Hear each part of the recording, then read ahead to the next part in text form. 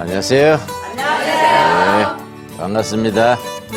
오늘 또 즐거운 성경 공부 시간 즐겁게 보냅시다. 네. 오늘은 두란노 성경 공부 레위기 5번째 시간입니다. 이번 시간 5번째와 다음 시간 6번째는 레위기 23장에 나오는 여호와의 절기 공부하는 내용입니다. 한 시간에 하기에는 좀 빠듯해서 5강, 6강 두 번에 걸쳐서 여호와의 절기를 공부하게 됩니다. 네.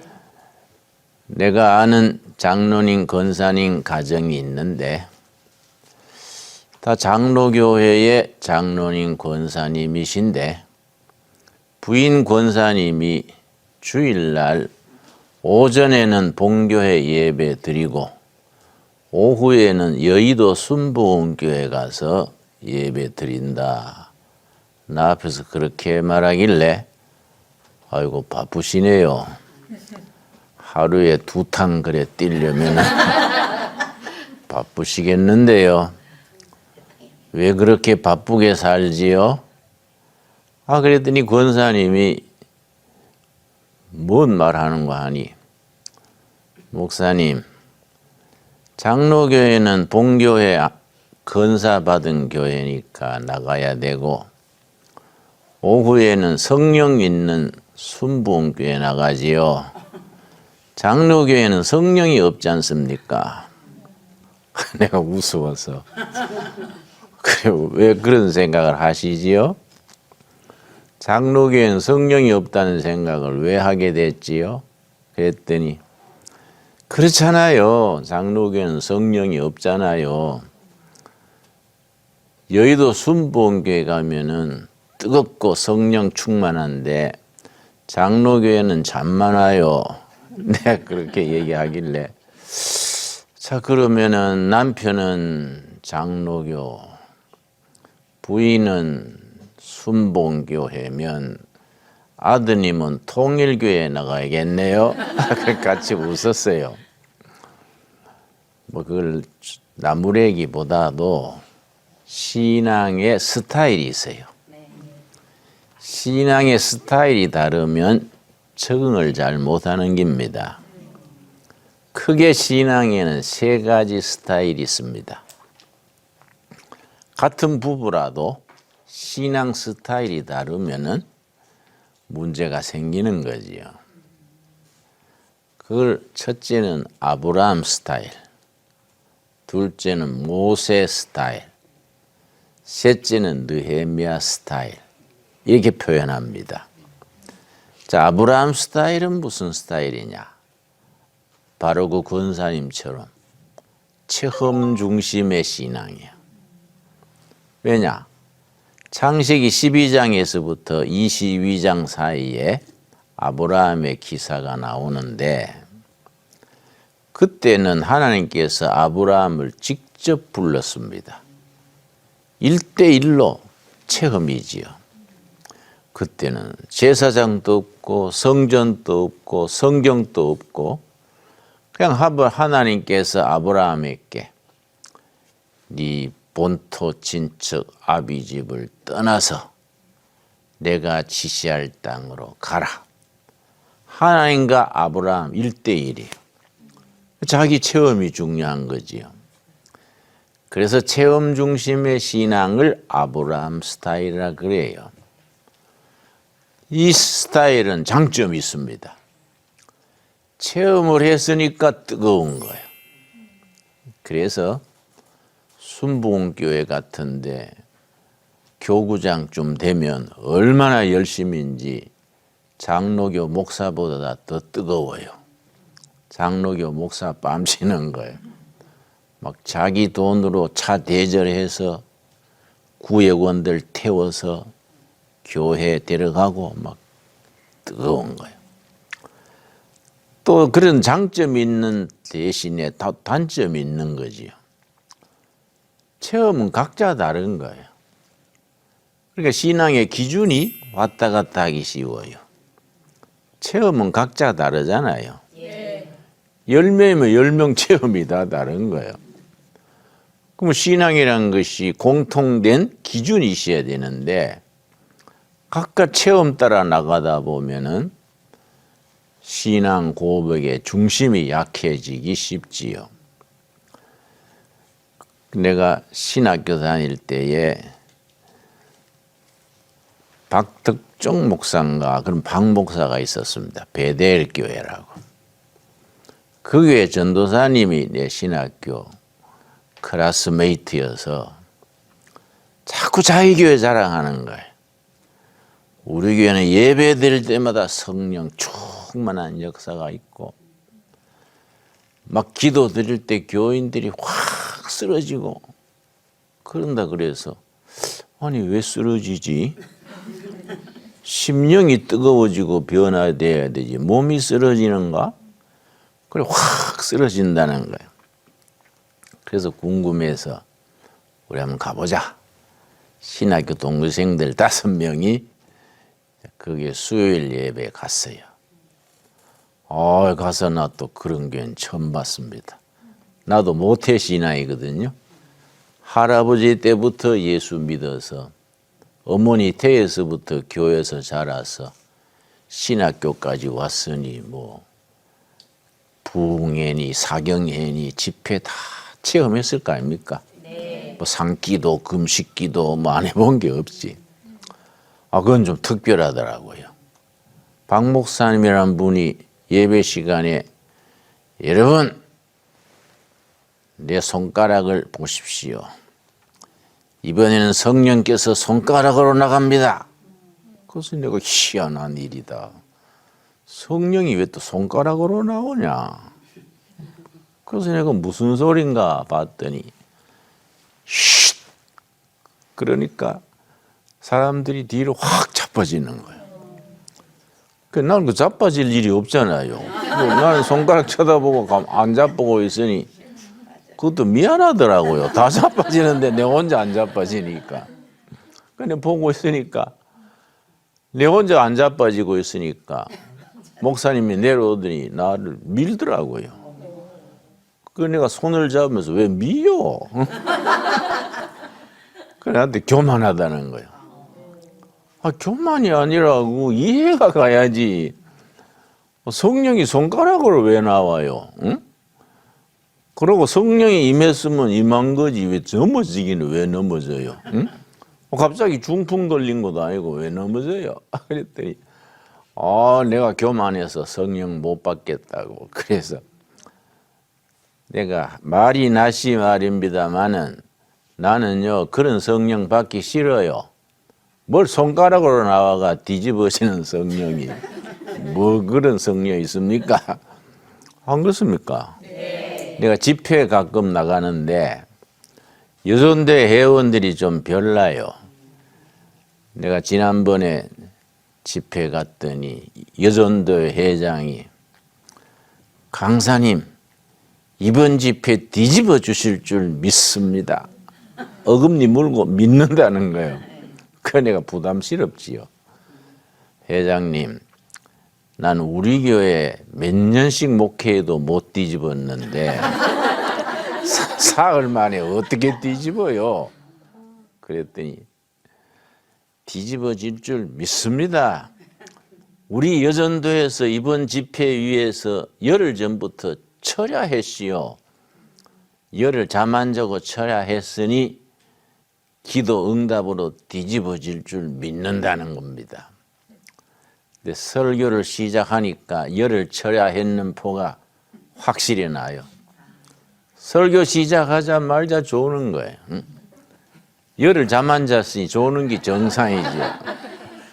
설교 시간에 꾹꾹 앞에 앉아 졸다가 설교 끝난 뒤에 또 찬송 부를 때 막 4주를 가까이를 막 디스코 박자로 막 4주를 가까이 하랴. 그래가 예배 마친 뒤에 여전도 회장이 나한테 강사님 안식기도 좀 해주세요. 그래서 예 어디가 편찮으세요? 그랬더니 어깨가 결려요. 그래서 아니 예배 시간에 그렇게 흔들었으니 걸리지요. 어?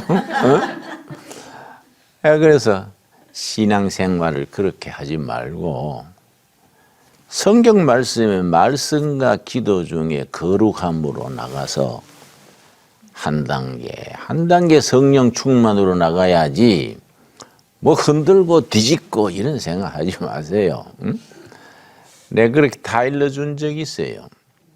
그러니까 아브라함 스타일의 신앙이 참 체험 중심이라 뜨겁고 참 좋은데 체험이란 것이 기준이 약해지면 신앙 고백의 내용이 약한 거예요.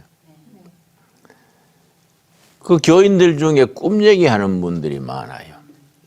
우리 교회도 여전도에 회원 한 분이 신방만 가면 꿈 얘기하는 거예요. 다음 갔더니 목사님 어제 저녁에 뱀이 나타나서 꽁지를 쥐고 흔들고 던졌더니 뭐 또 꿈 얘기해서요. 그 내가 그 꿈을 초저녁에 꿨어요, 새벽에 꿨어요. 그랬더니 초저녁에 꿨대요. 그 내가 초저녁 꿈은 개꿈이요. 그랬더니 아유 목사님 지난번에는 새벽 꿈이 개꿈이라더니 그래 그랬던가 봐 한 달 전에. 그 내가 할 말이 없었어. 달이 바뀌잖아요. 그러고 웃었는데 신앙이란 것이 말씀의 기초로 신학적 바탕 위에 또 교회 전통 위에 신앙 고백이 분명해야지 너무 체험만 내세우다가는 실족하기 쉬운 거예요. 그게 장점이자 단점이 되는 거지요. 그 모세 스타일은 뭐이냐? 교회라는 공동체, 조직 중심의 교회지요. 캐톨릭 교회가 모세 스타일을 할 수 있지요. 캐톨릭 교회는 제일 위에 교황이 계시고 추기경, 신부, 교인 전 세계 교회가 조직이 탄탄해서 안 갈라지고 안 흔들리잖아요. 그러니까 조직이 탄탄해서 좋은데 또 문제는 전체 조직의 중심이니까 개인의 고백이나 체험이 약하기 쉽지요. 신앙의 세계가 자기 깨달은 바가 있고 자기가 뜨거워지고 확신이 있어야 되는데 그냥 신부님이 지시한 대로만 따라가면 그거 좀 신앙이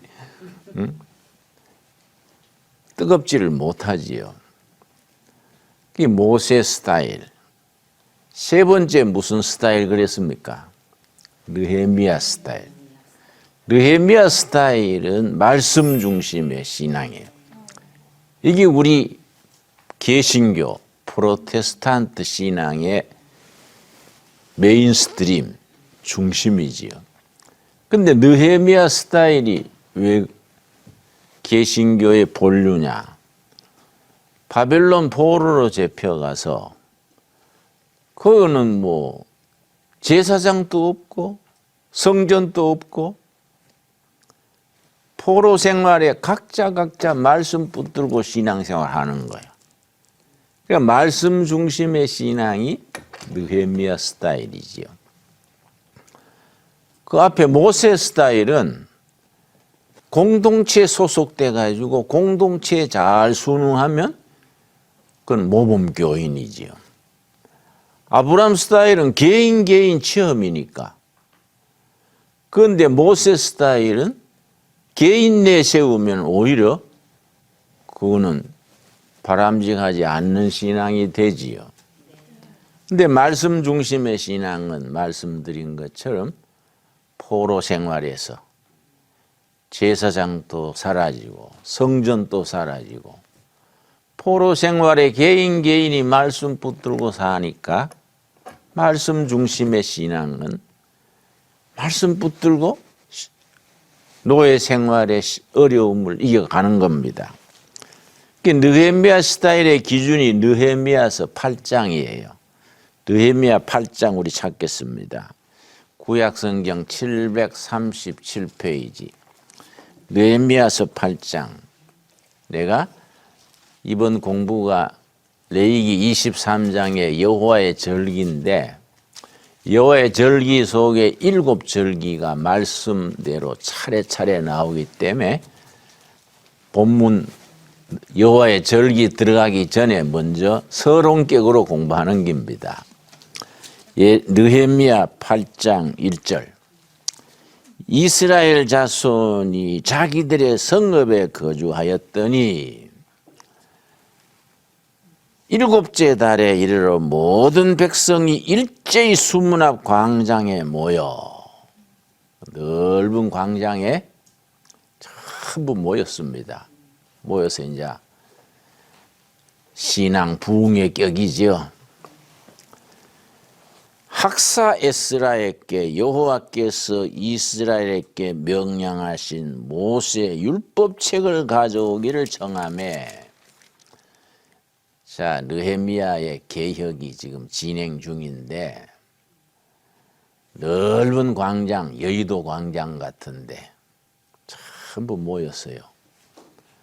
거기서 이제 성경학자 에스라입니다. 또 정치 지도자는 느헤미야예요. 전부 모여가지고 말씀을 읽는 겁니다. 5절 말씀, 8장 5절 말씀. 에스라가 모든 백성 위에 서서 그들 목전에 책을 펴니 책을 펼 때에 모든 백성이 일어서니라. 성경학자들은 그 책이 무슨 책일까? 아마 신명기서일 거이다. 신명기. 신명기서를 그때 읽지 않았나. 그래 추측을 합니다. 그 책을 펴서 두루마리로 되어 있거든요. 읽으니까 백성들이 전부 일어선 거예요. 지금도 유대인들은 예배 드릴 때에 일어섭니다. 기도할 때 일어서고 말씀 읽을 때 일어섭니다. 그 사람들은 기도할 때 다 일어서서 기도하고 눈 뜨고 기도합니다. 나중에 우리가 눈 감고 하게 됐지요.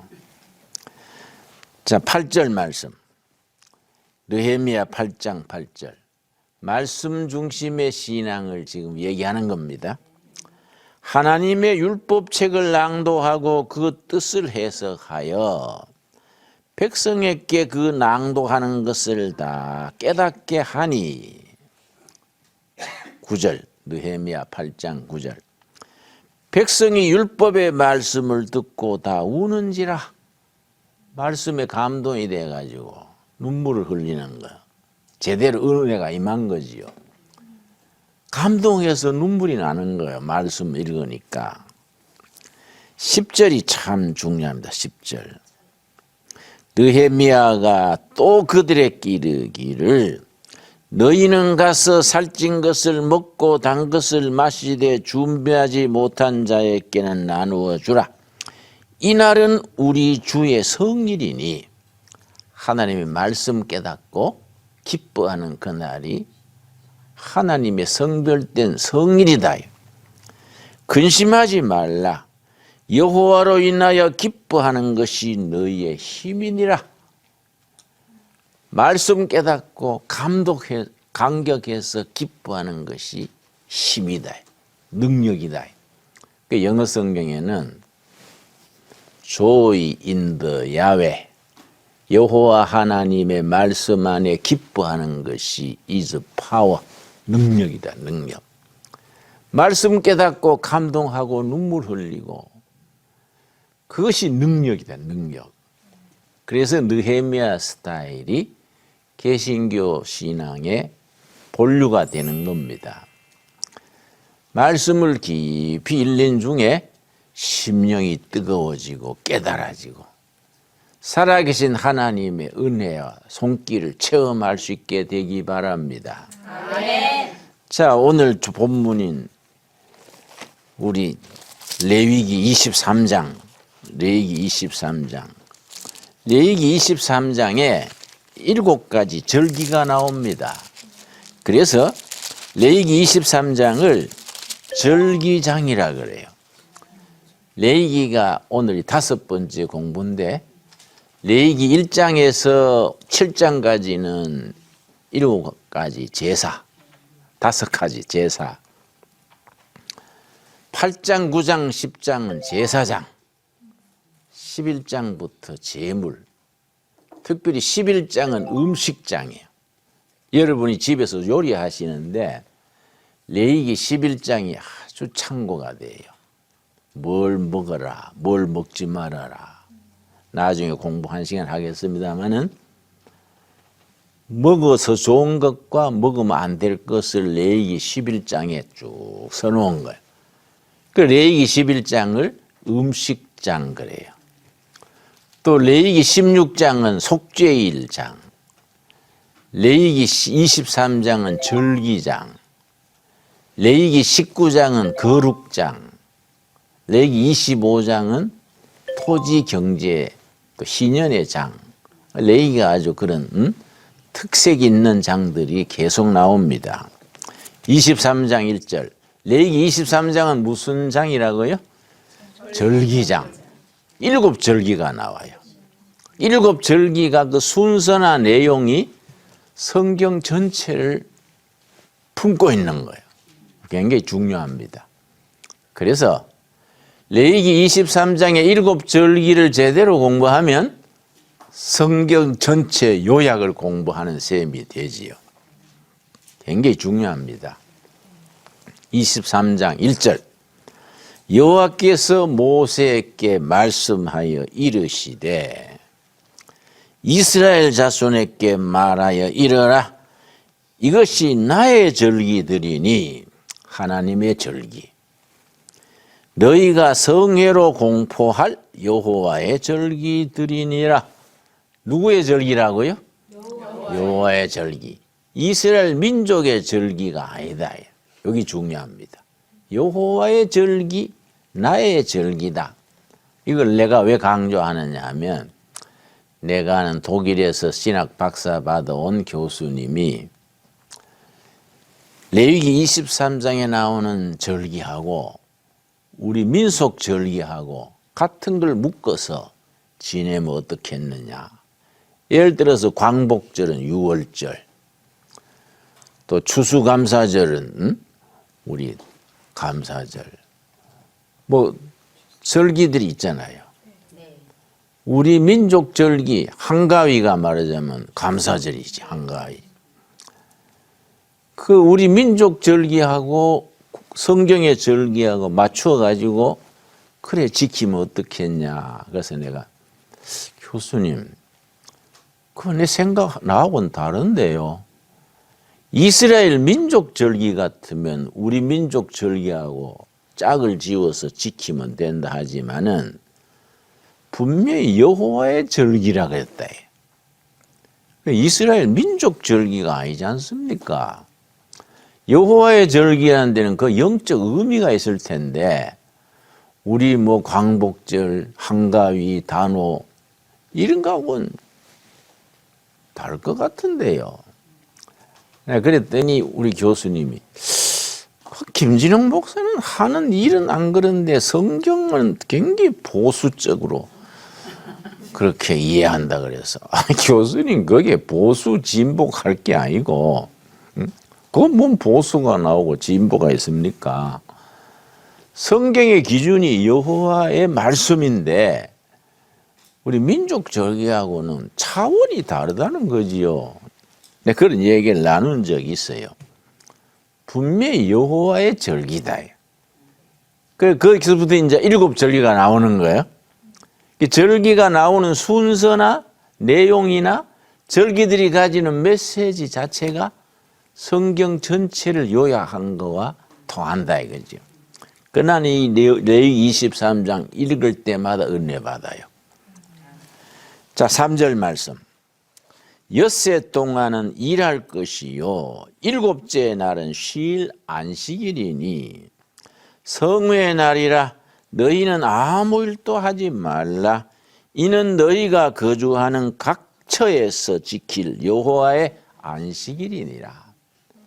안식일 나옵니다. 어떤 분은 안식일까지 합쳐서 8절기라 그러는데 나는 생각을 그래 안 하고 안식일은 다른 7절기의 기초에 건물로 말하면은 기초석이고 그 위에 방이 7개 있는 절기는 안식일이라는 기초 위에 7절기가 있는 것이다. 그러니까 안식일은 기본이고 그 위에 7절기가 있다. 나는 그렇게 생각을 합니다.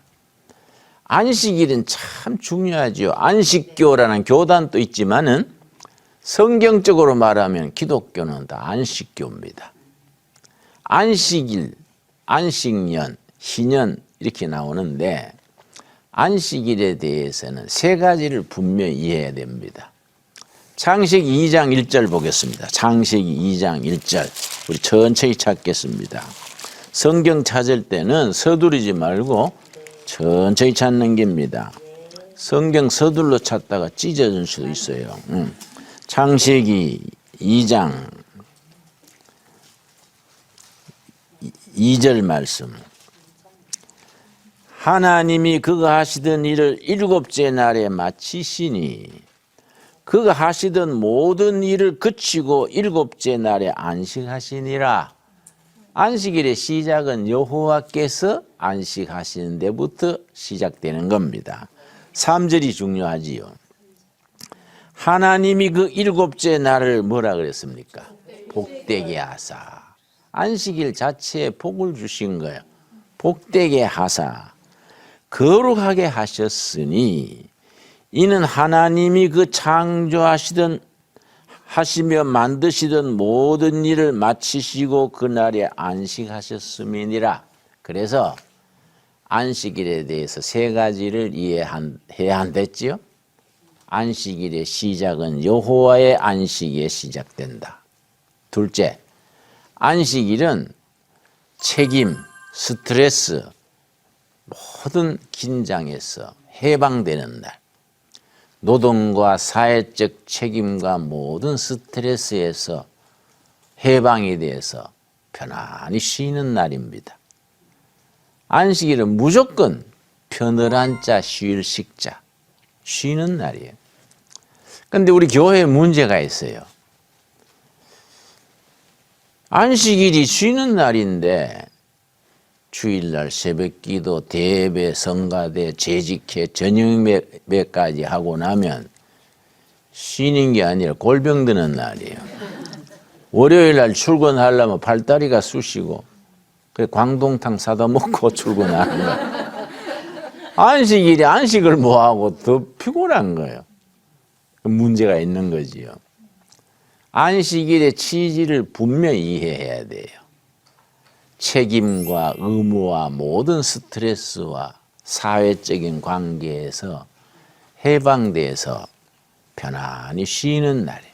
여러분, 안식일에 하나님 안에서 잘 쉬게 되기 바랍니다. 그래서 나는 우리 교인들한테 교회 일에 한 사람이 한 가지 이상 하지 마라 그래요. 한 사람이 한 가지만 봉사해라. 이것저것 하다 보면 안식일에 지친다. 교회 일 하다가 영 너무 지쳐가지고 나가 있는 사람들이 많습니다. 여러분 교회 생활 해보면 알고 있어야 돼요. 교회란 데가 특별한 데입니다. 일하라고 회장 맡기고 총무 맡겨놓고 일 시켜놓고 나중에 지붕에 올려놓고 사다리 치워버린 데가 교회예요. 잘난 척하고 올라가더니 어째 내려오는가 보자 꽃이다 이런 식이에요. 교회 일 한다고 다 칭찬 들을 줄 알면 교회를 모르는 소리예요. 교회 일은 아예 열심히 할수록 욕도 먹고 어려움도 당할 줄 알고 우리 예수님 바라보고 하는 거예요. 그런데 나는 목회하면서 나는 목회를 47년째 하거든요.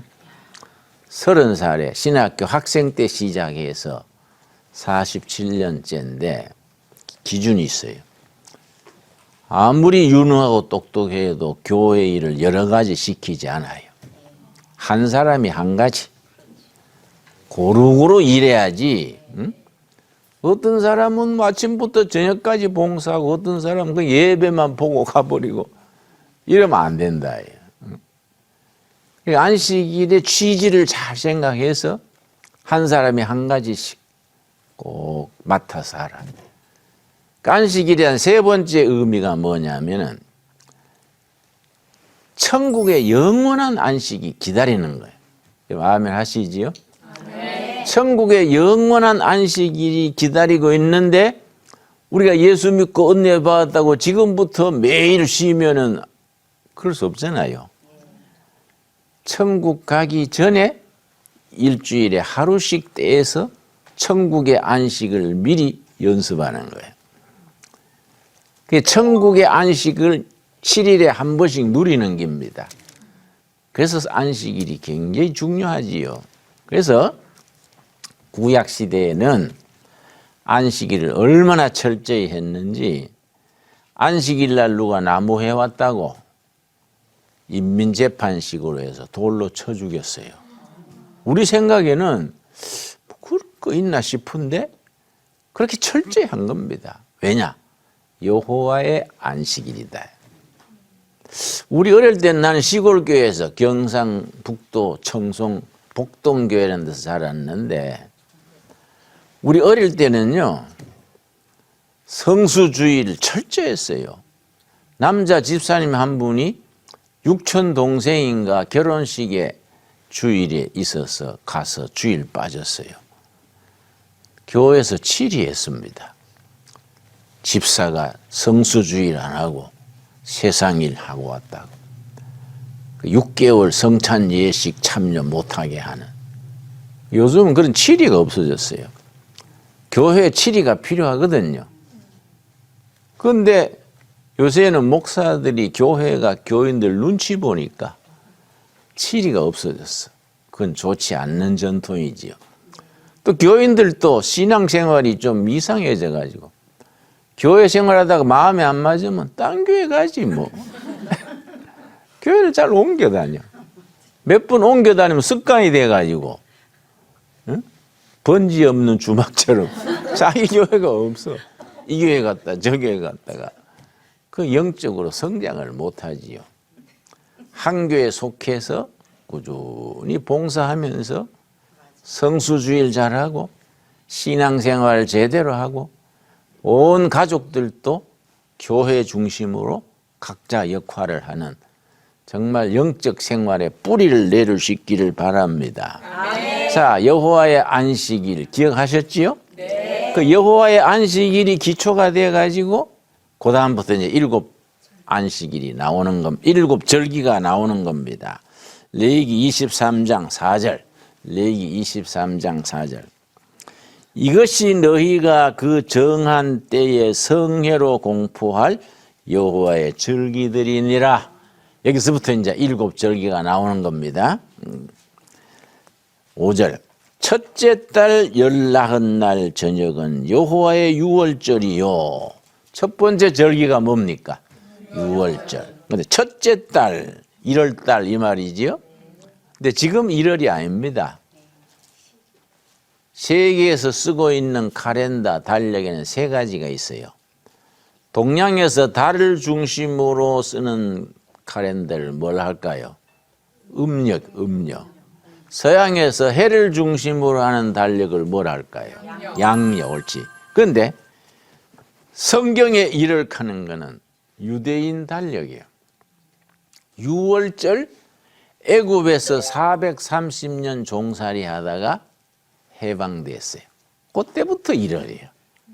유대인 달력은 따로 있어요. 그 세상에서 지금 통용하고 있는 달력이 3가지요.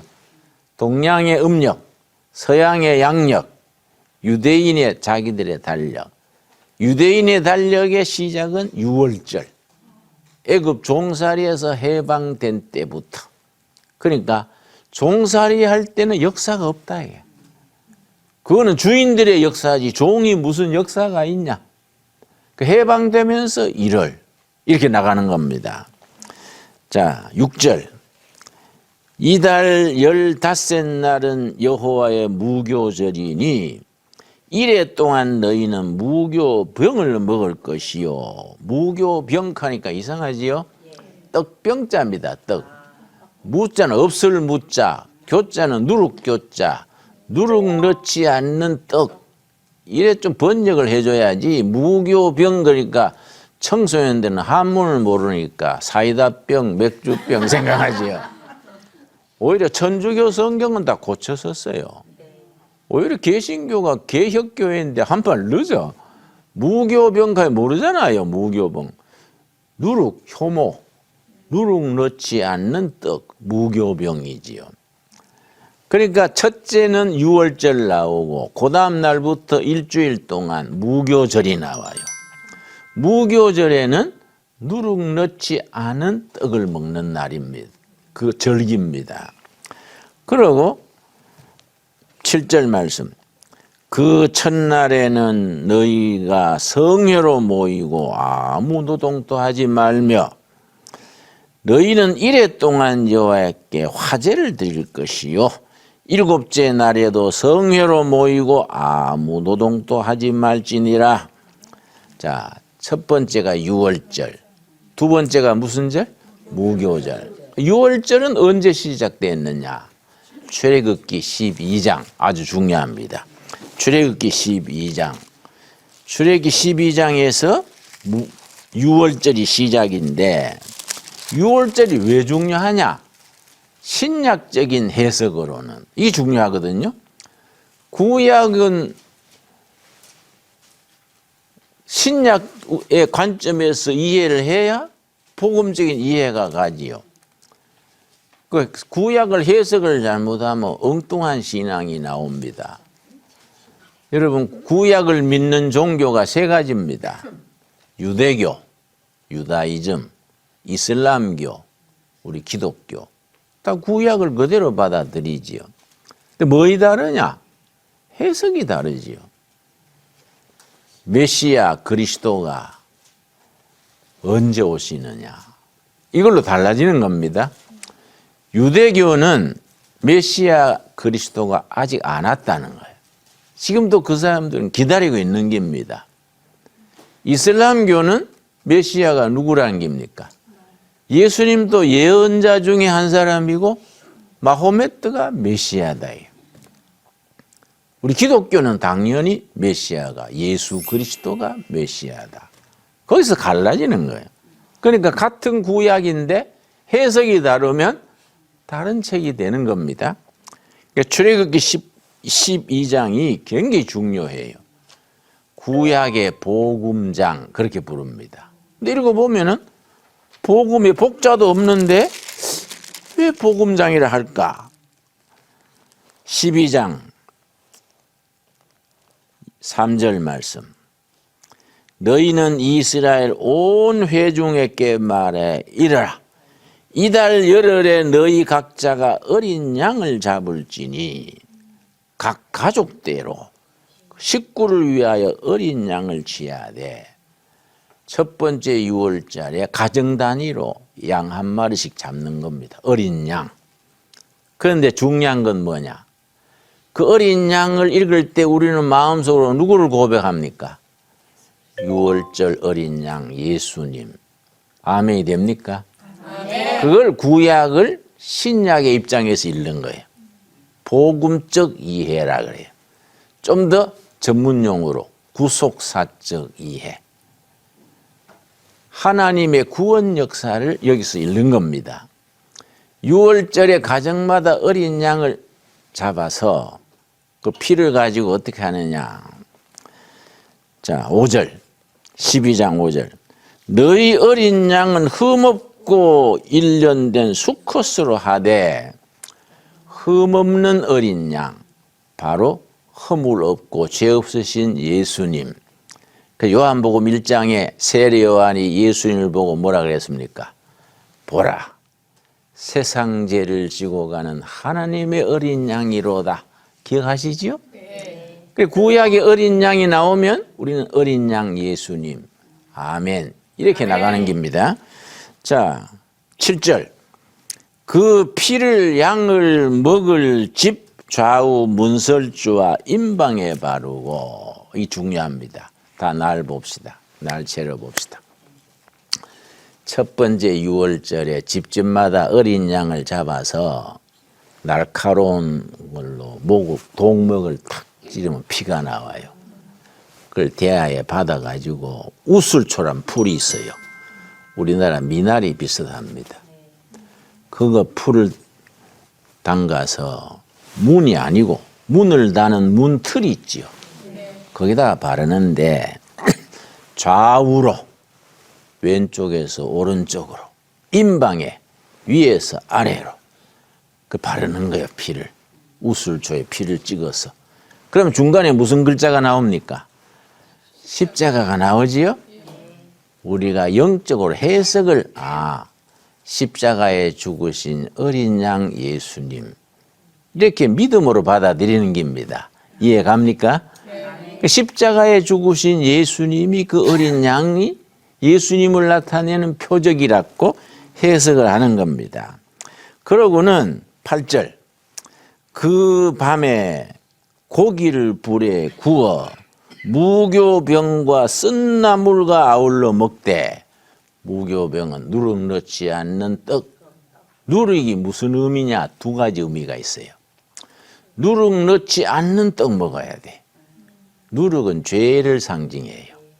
밀가루 반죽에 누룩이 들어가면 확 부풀잖아요. 죄. 그리고 세상 사상 이데올로기 무슨 주체 사상 무슨 사회주의 공산주의 세상 인간 사상이 많잖아요. 이런 게 다 누룩이에요. 그 누룩 넣지 않는 딱 순수한 복음 중요하지요.